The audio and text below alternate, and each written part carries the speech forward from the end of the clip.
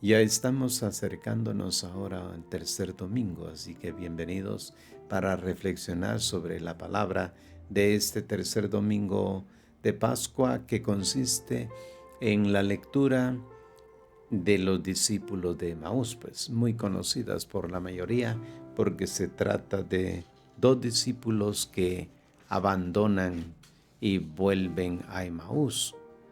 Estos dos discípulos naturalmente, pues de alguna manera son paradigmáticos de todos aquellos que viendo el sufrimiento que pasa Jesús, pues lo abandonan. Y luego el encuentro con las escrituras, es Jesús mismo quien las explica y sienten de nuevo su presencia, y que concluye cuando se sientan a la mesa, comparten el pan y se dan cuenta que las mismas palabras que él utilizó en aquel día de la institución de la Eucaristía son las palabras que utilizó en esa bendición. Y ahí dice, se hizo presente y se quedó con ellos. Pues bien, esta es la intencionalidad de este Evangelio Dominical. El relato pues está construido sobre el tema del camino en un itinerario de ida y vuelta. Dos veces pasan por el mismo camino. El punto de referencia es la ciudad de Jerusalén, donde todavía está fresco pues el acontecimiento de la pasión. La aldea de Emaús marca el punto de giro. Inicialmente los discípulos Cleofás, abreviación de Cleopatro, y su compañero se alejan de Jerusalén profundamente desilusionados a causa de la crucifixión de Jesús. Dice el texto, aquel mismo día iban dos de ellos a un pueblo llamado Emaús, que distaba 11 kilómetros de Jerusalén. Al final, en una narración pues cargada con breves y precisas pinceladas, se les describe regresando pues completamente felices como portadores del anuncio pascual en medio de la comunidad reunida en la ciudad santa. Levantándose, dirá el texto, al momento se volvieron a Jerusalén, contaron lo que había pasado en el camino y cómo lo habían reconocido en la fracción del pan. Estos dos momentos pues se sitúa pues un relato precioso y que nos habla de una conversión pascual. Ya la conversión cuaresmal pues ya la hemos tenido, pero ahora se trata de una conversión hacia el encuentro con el resucitado. Entre estos dos momentos se sitúa pues nuestro texto. Y luego dirá, entonces se les abrieron los ojos y lo reconocieron. En esencia, el relato se siguen los siguientes pasos. Dos discípulos que se alejan de la comunidad y regresan al que quizás sea su lugar de origen, discuten amargamente sobre los eventos de la cruz. Jesús, entrando en el camino sin dejarse reconocer, interviene inicialmente para hacerlo repetir la historia una vez más. Luego toma la palabra para abrirles una nueva perspectiva. Les muestra, partiendo de las Escrituras, que el camino del sufrimiento recorrido por el Mesías era querido por Dios. Después de larga caminata, escuchándolo, y cuando llegan a su destino, los discípulos lo invitan a pasar la noche en su casa y a compartir su mesa. Ahí se les da a conocer en la fracción del pan. Al reconocer al Señor resucitado, ellos comprenden pues que el fin del camino recorrido por Jesús en su ministerio no era la muerte, sino la gloria. Entonces regresaron a Jerusalén y anuncian su experiencia con el encuentro del resucitado. En el mismo día están de nuevo en el punto de partida no ya como sobrevivientes desilusionados, sin fuerza ni coraje, sino como mensajeros de la resurrección. Vamos a leer pues el texto señalado en algunos puntos fundamentales. Dice el texto, dos discípulos, bajo el escándalo de la cruz, toman distancia de Jerusalén y de la comunidad. El evangelista sitúa a los discípulos inmediatamente en el escenario del camino.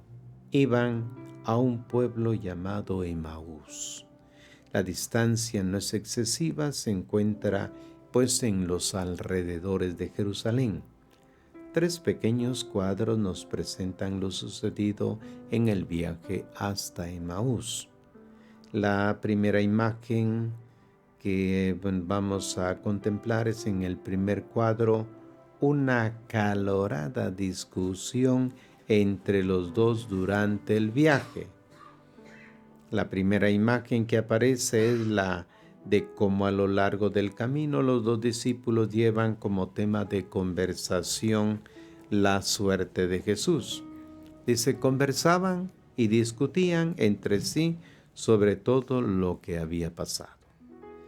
Con la entrada de Jesús en este camino, también nosotros resultamos involucrados en el asunto y podemos conocer de cerca lo que le sucede a los peregrinos de Emaús. La actitud ante la cruz, por ejemplo. Su lectura de los acontecimientos en un principio es negativa. 3 detalles nos permiten ver su estado de ánimo. Dice el texto, conversaban entre ellos en forma acalorada. Una agitación pues en la comunidad. Pararon con aire entristecido. Y la tristeza se les notaba pues en el rostro. Su primera reacción, poco amable ante Jesús. Le dice, ¿eres tú el único residente de Jerusalén que no sabe las cosas que estos días han pasado en ella?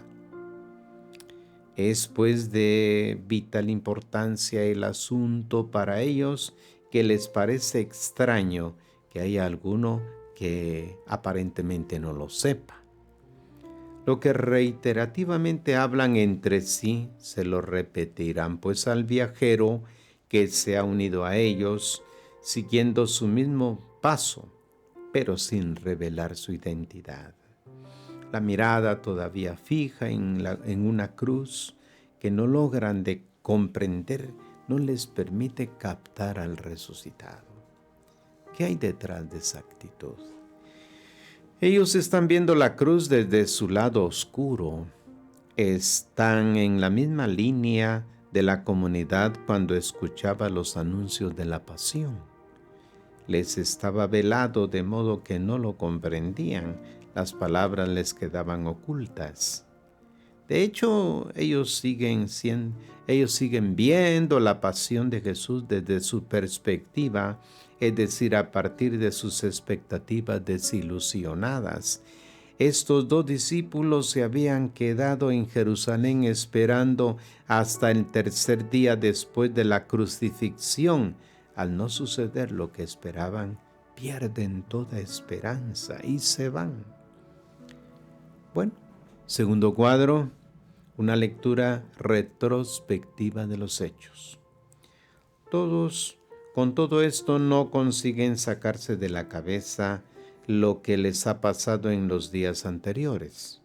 La pregunta de Jesús los lleva a exteriorizar todo. Hacen una síntesis pues del tiempo transcurrido en las experiencias compartidas con Él, de las esperanzas puestas en Jesús. Dice, el gran profeta, es el tema. Lo habían conocido como un gran profeta poderoso en obras y palabras, como aquel que podía guiarlos y ayudarlos, es decir, lo habían visto como un Mesías que habría liberado a todo Israel de sus enemigos y había establecido abiertamente y definitivamente el reino de Dios. Por eso dicen ellos, nosotros esperábamos que sería el que iba a librar a Israel. En cambio, Jesús, después de ser juzgado por las autoridades, fue crucificado. Lo curioso es que a pesar de eso continúan creyendo que fue un gran profeta enviado por Dios. Al fin y al cabo, él sufrió la suerte de tantos profetas.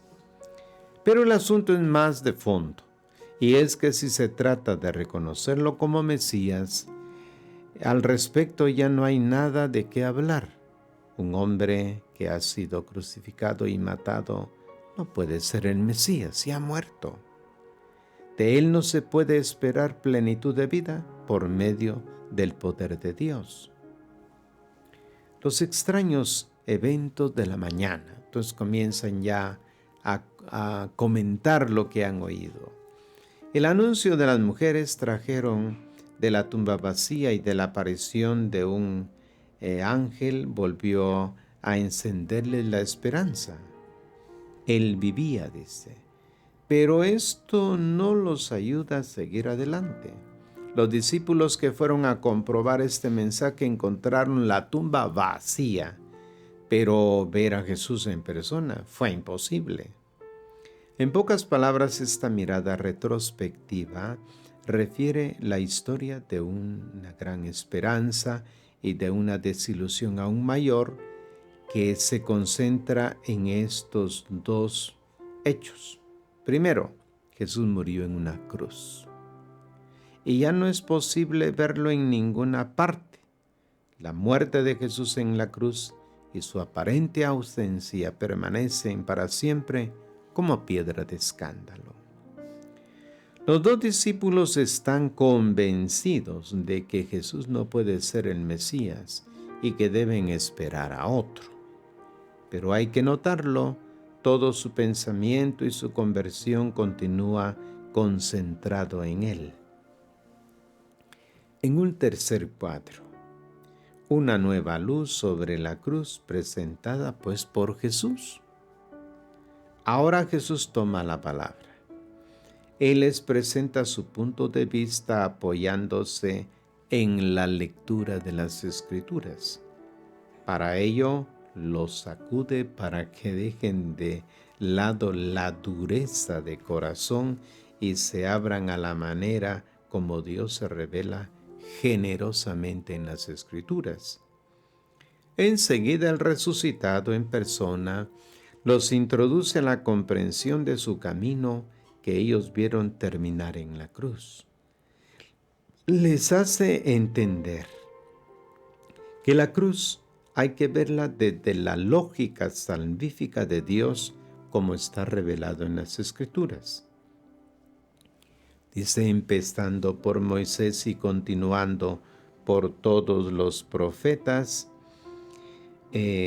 a la luz de sufrientes servidores de los propósitos salvíficos de Dios, pues en la historia de Israel se comprende que su muerte es una cruz, no un fracaso, sino la expresión de su fidelidad incondicionada hacia Dios. De consecuencia, su camino no termina en la muerte, sino que a través de ella, Él entró en la gloria, en la comunión eterna con Dios. Jesús es verdaderamente el Mesías. Por medio de Él, que ha resucitado a todo, incluso a su vida, y se ha atenido únicamente a la voluntad del Padre, se manifiesta la plenitud de la potencia de Dios que les ha hecho el don de la vida eterna. Así pues, el camino del sufrimiento muestra que Él no es el Mesías del reino y del bienestar terreno. Su perspectiva es mucho más profunda. Por medio de Él, la potencia de Dios le da plenitud de más vida más allá de la muerte en la comunión eterna y gloriosa con Él. Así Jesús les enseña qué es lo que se puede esperar de él con mayor confianza y cuáles son pues las expectativas que hay que dejar de lado. La escena de Emaús, el momento cumbre del proceso, es el desvelamiento del sentido de la cruz. En la encrucijada, dice el texto, hasta ahora Jesús siempre ha tomado la iniciativa cuando están cerca del lugar de su destino. Él deja que sean los discípulos los que le pidan que se quede con ellos. Por eso hizo las veces de quien sigue adelante. Jesús no quiere imponerles nada, su presencia y su cercanía deben solicitarlas. En la mesa, a la hora de comer juntos, Jesús ocupa el lugar de la presidencia en la mesa y hace el rito pues de partir el pan. Tomó el pan, pronunció la bendición, lo partió y se lo iba dando. La repetición pues de estos gestos de la última cena, asociados con el contexto mesiánico en el que los hizo cuando la multiplicación de los panes y los peces, revelan el sentido positivo de la pasión, la entrega por los demás.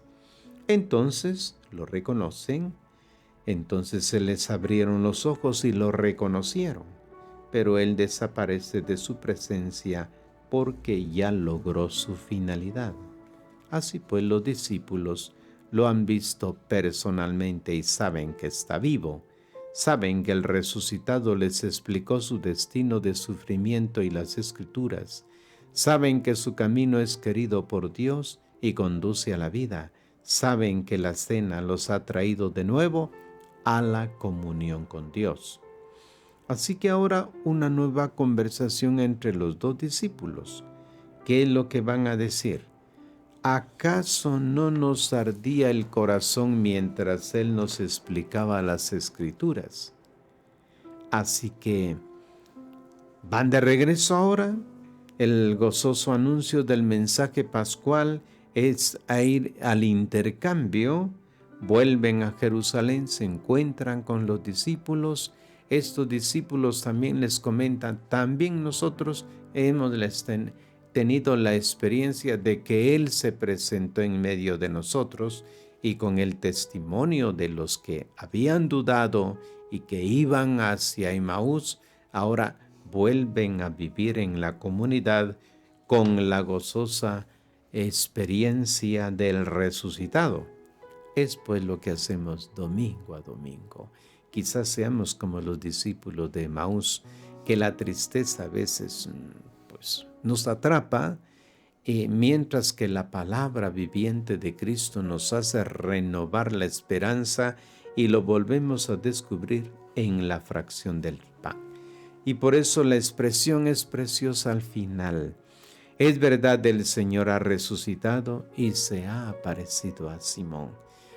Que Dios lo permita, ¿verdad? Que vivamos este gozo de la resurrección, dando el testimonio, viviendo en la comunidad de discípulos seguidores del resucitado. Gracias pues por su atención.